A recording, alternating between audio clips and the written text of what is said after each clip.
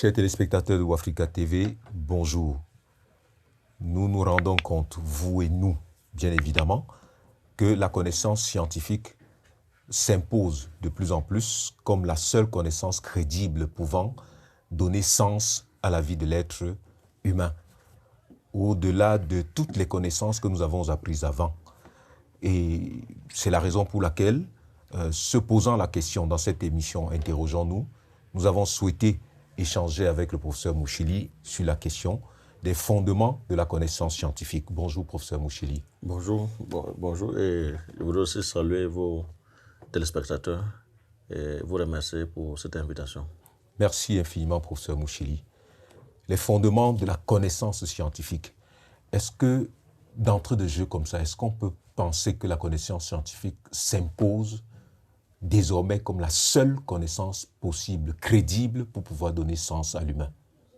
Bon, disons qu'on ne peut pas réduire tout le savoir à la réflexion scientifique ou à la technologie, mais disons aussi que les autres sciences, pour penser de façon objective, empruntent à la science, c'est-à-dire les autres domaines de savoir, sont obligés d'emprunter à la science la démarche qu'elles vont utiliser afin que, dans cette démarche,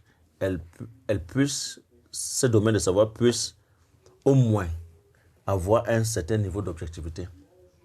Ça veut dire qu'il n'y aura pas de science ou alors il n'y aura pas de connaissances humaines qui ne se fonderaient pas sur la démarche logique.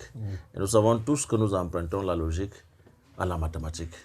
Et c'est pour cette raison qu'en hiérarchisant les savoirs, on peut avoir l'impression ou la prétention de faire de la science le savoir au sommet de la hiérarchie des savoirs.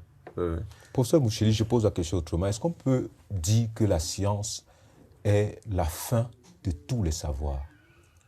Bon, la science ne peut pas être la fin de tous les savoirs parce que la science ne peut pas nous dire pourquoi nous sommes devenus des démocrates. La science ne peut pas expliquer pourquoi nous choisissons d'être amis au lieu d'être ennemis. Bon, la question du sens de la vie n'émane pas nécessairement de la science, sauf que pour qu'un sens soit objectif pour désigner la vie, on ne peut pas exclure la science de la démarche philosophique à ce moment-là. Parce que la philosophie qui s'interroge que comme une interrogation permanente sur la condition humaine veut répondre à la question des sens. Mais le sens de la vie qui doit se vérifier à partir des conditions qui devraient favoriser ou promouvoir la permanence ou la pérennité de cette vie ne peut pas se donner, ne peut pas se faire sans un apport de la science qui va être le moyen civilisationnel avec lequel nous allons transformer l'environnement, créer des données civilisationnelles qui rendraient possible une meilleure réflexion sur la continuité du confort qu'on souhaite pour notre vie. Disons, l'interrogation philosophique sur la question des sens, par exemple, ne pourrait se faire sans que pour y répondre, on fasse recours à la science. Donc, on ne peut pas aujourd'hui penser le monde sans les sciences. Donc, on peut considérer que l'activité humaine tend à satisfaire le cerveau, qui en est l'équilibre. Bon, disons que c'est l'activité cérébrale qui va inventer les moyens lorsqu'on a soumis ce cerveau à un travail constant. C'est le cerveau encore qui est le siège de l'imagination qui pourrait penser les conditions de possibilité d'une vie meilleure. Et dans cette vie meilleure, on ne travaille pas seulement avec la réflexion, on ne travaille pas seulement idéalement, Non, il va falloir transformer manuellement, mécaniquement, et à partir des données technologiques, le monde dans lequel nous vivons, pour que le sens qu'on veut donner à la vie soit réalisé. Oui, oui. Prof, d'où nous viennent les idées? Les idées, nous sommes des êtres présents au monde. Et par ce contact, à travers le contact que nous avons avec le monde, c'est-à-dire nos sens, nous pouvons déjà construire des premières idées, qui sont peut-être des idées enregistrées dans notre mémoire de façon naïve, mais qui peuvent être au fondement de la connaissance parce que, en nourrissant notre cerveau de ces premières idées issues du contact que nous avons eu avec la nature, nous pouvons aussi imaginer que ces objets qui nous sont donnés peuvent se présenter autrement. Si on ne le fait pas, on va rester au contact naïf, à la prise en charge naïve des données empiriques. Or, il faut dépasser le niveau de l'empirisme naïf pour penser une idée qui pourrait susciter une sorte d'adhésion intersubjective. Et c'est à partir de là, c'est cette intersubjectivité qui va montrer que les hommes, de par le monde, sont constamment en train d'espérer la même chose, en train de travailler pour la réalisation de la même civilisation qui serait le niveau d'une vie confortable. Parce que d'emblée, notre subjectivité, c'est-à-dire par nature, notre subjectivité n'attend pas être acceptée par l'autre subjectivité. C'est-à-dire ma subjectivité n'attend pas être acceptée par l'autre subjectivité.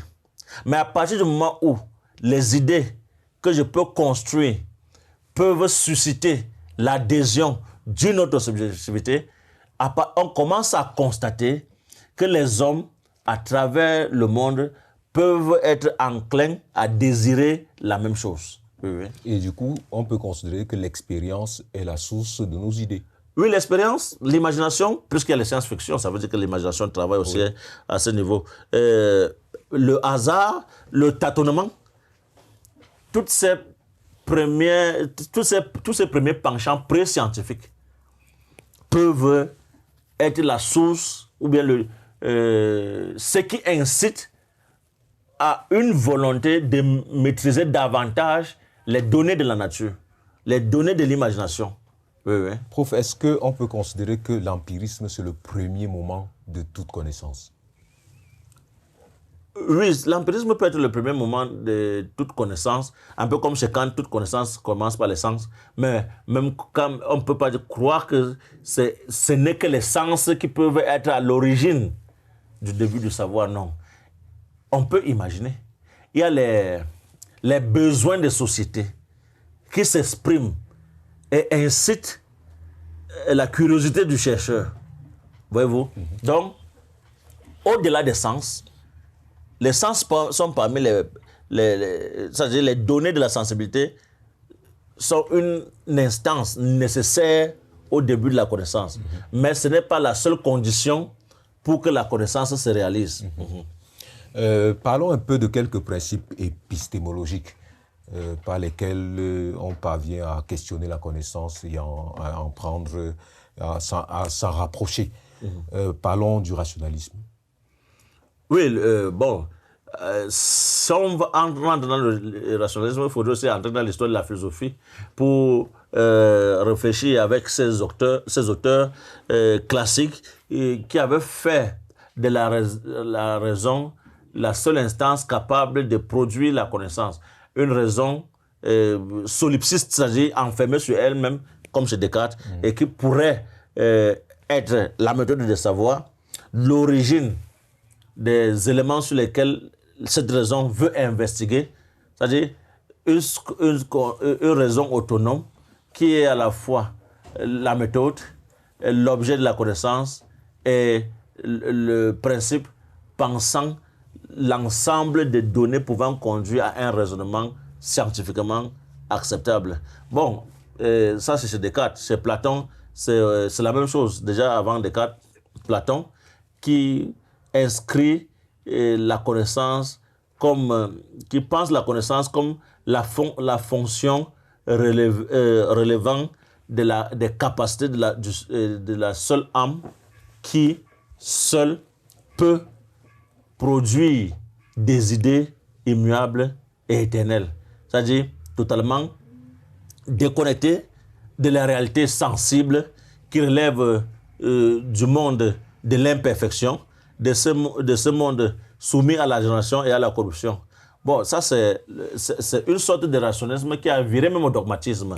C'est pour cette raison que la position de Kant consiste à remettre en question cette façon de penser le savoir. Parce que comment pourrait-on établir un principe de nécessité fondant une réflexion qui consiste en l'analyse des concepts à partir des entités qui leur sont déjà par essence constitutives, qui sont déjà par essence constitutives à ces éléments. Voyez-vous, c'est une sorte de connaissance qui ne permet à aucun chercheur de fonder un principe de non-discutabilité de la pertinence. Or, tout ce qui est dit n'échappe pas totalement à ce qu'on a critiqué dans la Grèce antique et qui était le sophisme. Voyez-vous? Or, il faut donner un sens c'est-à-dire le principe de progression à la recherche que nous faisons. C'est-à-dire, qu'est-ce qui ferait que lorsqu'on étudie un objet donné, qu'on ne se limite pas à la forme ou à la possibilité de formes pouvant être créées par une raison qui est capable d'imaginer une figure à 1000 côtés, comme dirait Descartes par exemple. Comment représenterions-nous une figure à 1000 côtés dans l'existence réelle? Kant n'était pas pour ce mode de connaissance qui ne donnait pas à la méthode de savoir la fermeté, la crédibilité et la pertinence qu'il faut pour que ce savoir se fonde en objectivité. Notons qu'il s'agit, que c'est dans son texte La critique de la raison pure. Oui, et c'est dans La critique de la raison pure. Et c'est bien développé dans la deuxième édition de 1781. Okay. Oui. Prof, est-ce qu'on fait une différence entre rationalisme et idéalisme? Disons que chaque fois qu'on a parlé du rationalisme dans le sens dogmatique, on ne s'est pas éloigné de l'idéalisme. Parce que quand on est avec Hegel, on ne sort pas totalement de ce principe qui va voir la raison comme une totalité, c'est-à-dire cette capacité à développer, quand on est arrivé au niveau de la conscience de soi chez Hegel, la raison devient capable de structurer la totalité du monde et de façon à ce qu'au-delà de ce qu'elle a pensé, il n'y a plus de possibilité d'entrevoir autrement la nature. Ça, c'est un idéalisme pur, très dur, qui ne laisse pas un espace à la possibilité d'une remise en question de ces potentialités qu'il accorde à la raison. Oui. Prof, le déterminisme maintenant, oui, dans le champ de la recherche scientifique. Disons que, vous avez parlé d'idéalisme tout à l'heure. Oui. Quand on est chez Hegel, si on veut penser le monde comme le pense Hegel, on est en plein déterminisme. Bon, maintenant, la réalité du déterminisme dans le champ de la science, c'est que il y a eu une période classique en science pendant laquelle on a pensé que le sujet connaissant était capable de développer une connaissance, un savoir total sur une donnée. Cette donnée peut être sensible ou essentiellement idéale. Bon, pourquoi on le faisait?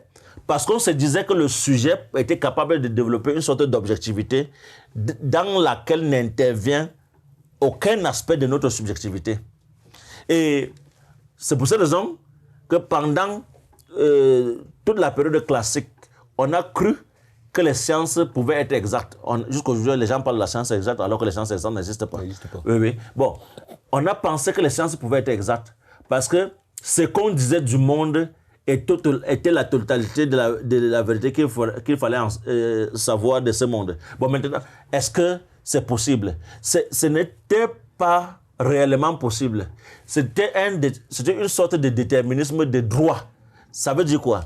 Que, étant donné que la science qui s'est développée pendant le Moyen-Âge n'échappait pas à l'embrigadement du système religieux et que toutes les sociétés savantes qui naissaient devaient faire une profession de foi vis-à-vis de la religion pour montrer qu'on n'ira jamais au-delà de ce que la religion n'a pas demandé, il fallait donner les réponses scientifiques en valeur absolue. Il fallait également faire croire que la science peut dire exactement d'une chose ce qu'elle est.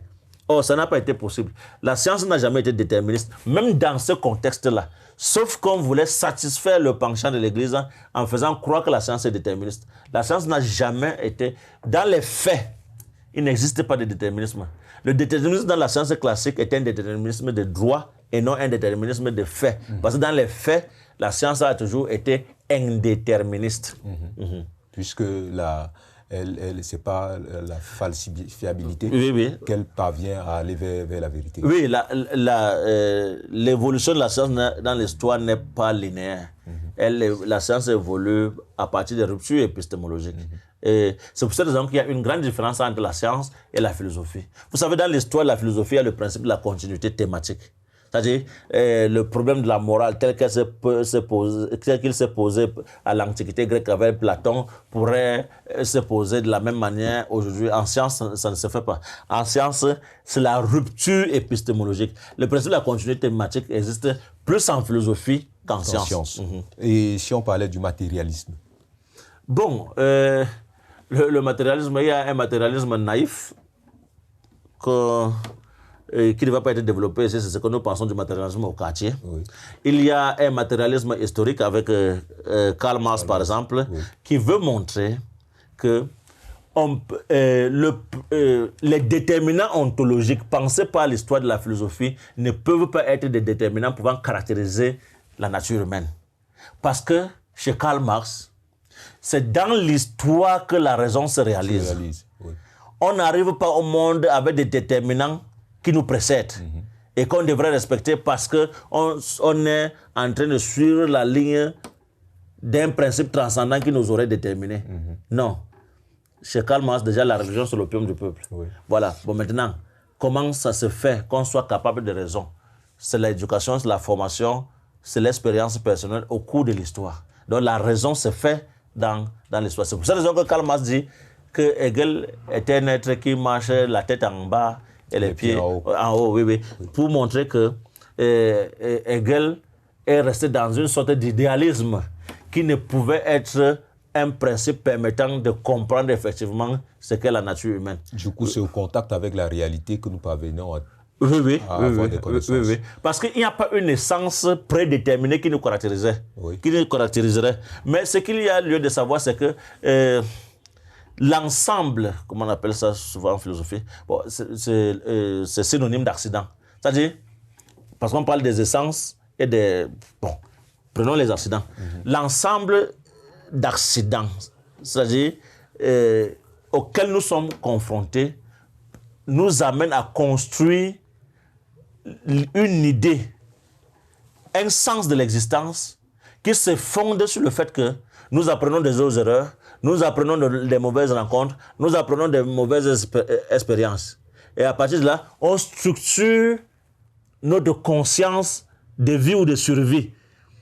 Il n'y a pas, un peu comme chez les existentialistes, il n'y a pas un principe déterminant de l'homme avant l'existence. C'est au cours de l'existence, pendant l'effectuation même de sa vie, qu'on construit le sens qu'on veut avoir de soi-même ou de la vie. Prof, si on en parle comme ça, assez rapidement et simplement, on peut avoir l'impression que ceux qui nous ont précédés n'étaient pas de bons scientifiques. Est-ce que l'instrument, l'entrée en scène de l'instrument, n'est pas venu nous donner plus d'outils que Platon, Aristote, Descartes, Kant, pour pouvoir comprendre la réalité? Vous savez, on a vécu dans un monde qui précédemment était gouverné par des systèmes politiques très réfractaires aux avancées de la science. Il faut dire que... Par instinct de conservation. Bon, peut-être, mais aussi, oui, instinct de conservation, surtout la conservation de son pouvoir. Mais il faut aussi dire que quelquefois, notre naïveté est subjectivement considérée comme une sorte de connaissance. Voyez-vous, à une autre émission, nous avons parlé du pape Jean XXI qui n'a pas voulu respecter le principe de la gravitation. Il a imposé que son palais soit construit d'une certaine manière. On lui a dit non, le sens du vent pourrait... Bon, comment il est mort? Sa toiture est tombée sur sa tête. Et même le pape a compris que ce n'est pas parce qu'il est le représentant de Dieu sur terre qu'il pourrait échapper à la loi de la gravitation. Donc c'est pour dire que on peut croire, on ne peut pas accuser les anciens savants de malhonnêteté intellectuelle ou bien d'incompétence. Mais ce qui est arrivé, c'est qu'ils étaient dans des camisoles de force pendant le Moyen-Âge. Et même pendant l'Antiquité, si on pouvait bannir des hommes comme Aristarque de Samos, c'est parce que le principe religieux a toujours marqué toutes les civilisations, surtout lorsqu'elles sont en phase de début de fabrication de leurs empreintes sociales. Ça veut dire que aucune civilisation n'est née, ou bien aucun peuple n'est né avec cette tendance à développer la science. Prof, même si on laisse le cas de la scolastique au Moyen-Âge, si on met de côté ce cas, on peut penser déjà que la vérité dérange. Parce que Socrate a été condamné à boire la ciguë parce qu'il l'éclairait. C'est-à-dire que maintenant, on peut essayer de voir quelle est la force de la vérité par rapport aux préventions des gens. L'homme se sentirait peut-être confortable dans ses préjugés et se sentirait mal à l'aise chaque fois que la vérité viendrait bousculer ses préjugés. Disons que nos préjugés, comme je l'ai toujours dit, constituent le premier obstacle épistémologique qu'il faut franchir avant de se mettre dans la peau de celui qui veut comprendre le monde. Et la véritable guerre, lorsqu'on veut faire la science, consiste à évacuer cela au profit des données objectivement démontrables. Oui. Voilà. Pour nos téléspectateurs, définissons un peu ce qu'on entend par préjugés. Les préjugés sont des idées acquises sans formation ou bien sans nécessité de remise en cause. Oui. C'est-à-dire, nous avons par exemple dans notre tradition, nous qui sommes africains, des principes qu'on voudrait conserver et qu'on voudrait transmettre à toutes les générations qui se succèdent. Qui ne sont jamais passés au crible de la raison. Jamais passés au crible de la raison. Or, il n'est pas question de conserver de façon éternelle une idée. Et il faut pouvoir tout remettre en question. Mais ce n'est pas ça. Quand vous êtes dans l'activité scientifique, ça va de soi. Mais il faut déjà savoir quel est le principe devant motiver l'homme à sortir de ses préjugés pour s'installer dans une dynamique de remise en cause constante. Voyez-vous? Donc, ce n'est pas donné. C'est un processus, au bout d'un processus de formation, qu'on arrive à la réalisation d'une telle personnalité. Or, quels sont les objectifs de l'éducation dans ces contextes où le scientifique est vu comme un ennemi de la société politique? Voyez-vous? Oui. Le scientifique est celui qui crée des idées qui dérangent. Parce que chez le scientifique ne peut pas vouloir la permanence du déjà là. Le scientifique réfléchit pour la remise constante en question du déjà là, pour la reconnaissance de la nature humaine en tant que tension entre l'être et le devoir-être. Ouais. Nous nous rendons compte de notre définition comme être en devenir à partir du moment où la science nous libère de la camisole des forces que constituent des traditions rétrogrades. Alors, lorsque on sort de chez Platon pour atterrir dans un Moyen-Âge où Saint Antoine de Padoue nous dit la science corrompt la simplicité des évangiles, Dieu est plus ouvert à accueillir un illettré qu'un lettré. Voyez-vous? Oui. Voilà, par exemple, et le discours évangélique fascine et vous promet mondes et merveilles juste parce que vous avez respecté un ensemble de principes qui ne demandent pas que vous soyez un travailleur efficace, qui vous demande seulement de soumettre votre raison à une idéologie qui vous enferme dans un dogmatisme qui ne pourrait pas permettre à la société de se déployer, de se développer. Oui. Prof, sortons par le principe de causalité. On dit souvent que la science évolue par cause et effet. Voilà, et parlons-en. Le principe de cause à effet, c'est plus présent dans la science classique que dans la science contemporaine. Vous voyez, quand on parle de cause à effet, on suppose une linéarité dans le progrès scientifique. Et ce principe a été emprunté à Aristote, qui pensait que chaque chose est l'effet d'une cause qui l'a précédée. Bon, est-ce que c'est réel? Qu'est-ce qui a précédé l'avion, par exemple? Moi, je ne pense pas que si on réfléchissait du principe de cause à effet, on aurait pensé le radar, on aurait pensé Internet, on aurait même pensé la télévision. Non. Mais le système classique s'enferme et s'achève avec Hume.